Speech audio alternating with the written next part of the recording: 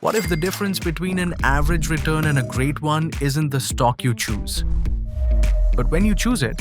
Because even the best stocks can disappoint if you enter at the wrong time. Successful investors don't buy randomly. They wait for the right setup and confirmation. And it all starts with the chart.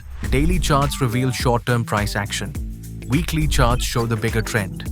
Together, they help you understand a stock's strength. Certain patterns often appear before major moves. The cup with handle, double bottom, and flat base can signal that a stock is preparing for a breakout. A base is a period where a stock pauses, consolidates, and prepares for its next move. Early stage bases are generally healthier, while later stage bases can become riskier. Next, watch the RS line. It shows whether a stock is outperforming the market. Strong stocks often find support near key moving averages like the 21-day and 10-week lines before moving higher. Finally, timing.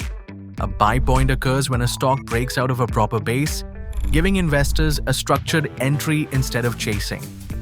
The best investors don't buy stocks because they feel right. They wait for the right moment, learn to recognize the right time, and act with confidence.